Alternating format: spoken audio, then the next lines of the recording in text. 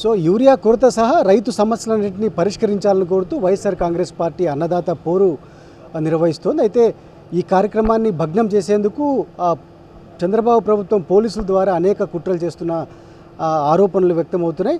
మన ముందు అనంతపురం జిల్లా వైఎస్ఆర్ కాంగ్రెస్ పార్టీ అధ్యక్షులు మాజీ ఎంపీ మాజీ ఎమ్మెల్యే అనంత వెంకటరామరెడ్డి గారు ప్రధానంగా ఈ కుట్రలు ఏ విధంగా చూస్తున్నారు, రైతులకు ఏ విధంగా అప్పీల్ చేయబోతున్నారు అనంత వెంకటరామరెడ్డి?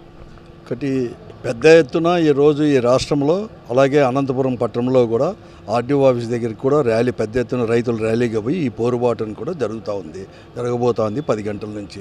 కానీ ఒక గంటన్నర నుంచి కూడా అర్ధరాత్రి నుంచి కూడా కుట్రలు చేస్తున్నారు పోలీస్ డిపార్ట్మెంట్. ఈ ప్రభుత్వం కూడా దీన్ని నీరుగార్చాలని చెప్పేసి వాయిదా వేసామనో లేదనో అని చెప్తున్నారు.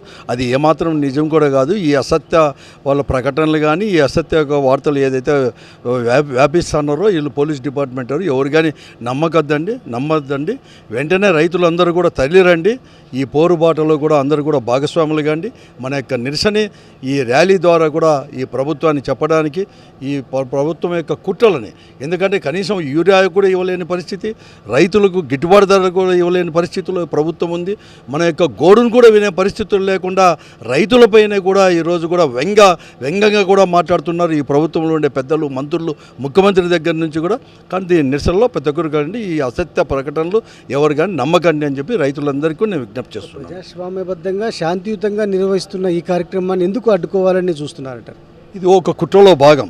వాళ్ళకు భయం అన్నమాట. కూడా రైతులు చూసినా భయమే, వైఎస్ఆర్ కాంగ్రెస్ పార్టీని చూసినా భయమే, జగన్ను చూసినా భయమే.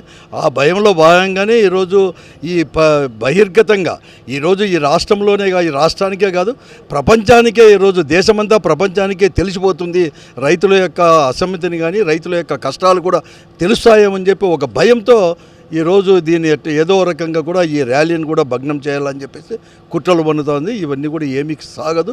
తప్పకుండా కూడా రైతుల యొక్క కోపానికి మాత్రం గురికాక తప్పదు ఈ ప్రభుత్వం. జగన్ గారు ముఖ్యమంత్రిగా ఉన్నప్పుడు రైతు భరోసా కేంద్రాల ద్వారా ఎరువులు కావచ్చు, యూరియా కావచ్చు, విత్తనాలు కావచ్చు క్షేత్రస్థాయిలో ఇచ్చేవాళ్ళు. కానీ ఇప్పుడు ఎందుకు అట్లాంటి సిస్టమ్ జరగడం లేదంట? ఒకటి మేము చెప్పడం కాదు కానీ ఈరోజు క్షేత్రస్థాయిలో ఏ గ్రామానికి పోయినా కూడా రైతులు అందరూ కూడా మాట్లాడుతున్నారు. ఈరోజు జగన్మోహన్ రెడ్డి గారు ముఖ్యమంత్రిగా ఉన్నప్పుడు ఎరువు కావచ్చు, లేకపోతే రైతు సేవా కేంద్రాల్లోనే కంప్లీట్గా సేవలు అందేటివి, ఎరువులతో పాటు ఈరోజు విత్తనాలు ఇవన్నీ కూడా సబ్సిడీతో కూడా ఇచ్చేవారు. ఈరోజు మమ్మల్ని మాట్లాడిచ్చేవాళ్ళు లేరు. సేవా కేంద్రాలు పేరుకు మాత్రమే మిగిలిపోయినాయి. తర్వాత విత్తనాలు లేవు. మేము పండించిన పంటకు కూడా ఈరోజు కూడా ధాన్యానికి కావచ్చు, ఏ పంటకు కూడా ఈరోజు ఉల్లి కావచ్చు, లేకపోతే మిరప కావచ్చు, లేకపోతే పత్తి కానీ, మరీ ముఖ్యంగా కూడా మామిడి పండ్లకు, తర్వాత చీనా పండ్లకు ఏ దానికి కూడా గిట్టుబాటు ధర లేకుండా పరిస్థితుల్లో ఈరోజు ఉండి రోడ్లపై వచ్చే పరిస్థితి కూడా వచ్చేసింది. కాబట్టి వారే కంపేర్ చేస్తున్నారు ఈరోజు కూడా. కాబట్టి అదంతా ఏం లేదు. జగన్మోహన్ రెడ్డి గారి ప్రభుత్వం ఎలా ఉంది, రైతు ప్రభుత్వము, ఈరోజు ఈ ప్రభుత్వం రైతు వ్యతిరేక ప్రభుత్వం ఎలా ఉంది. కాబట్టి నిరసన చెప్పడానికి ఈరోజు రైతులే స్వయంగా కూడా వస్తున్నారు. ఆ పరిస్థితుల్లో ఈరోజు వైఎస్ఆర్ కాంగ్రెస్ పార్టీ ఈ పిలిపించింది ఈ పోరాటం.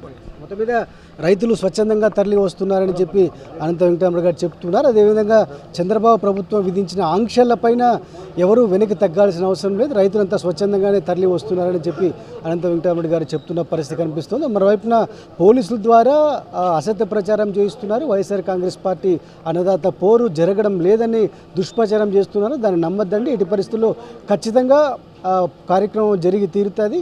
విజయవంతంగా రైతుల మద్దతుతో చంద్రబాబు ప్రభుత్వం పైన ఒత్తిడి తీసుకొచ్చేందుకు ఖచ్చితంగా అన్ని ఆర్డీఓ కార్యాలయాల వద్ద నిరసన కార్యక్రమాన్ని తెలియజేస్తున్నట్లు చాలా స్పష్టంగా మాజీ ఎమ్మెల్యే అనంత వెంకటరామరెడ్డి గారు పేర్కొంటున్నారు. వీడియో శ్రీనివాస్ శివారెడ్డి, సాక్షి న్యూస్, అనంతపురం జిల్లా.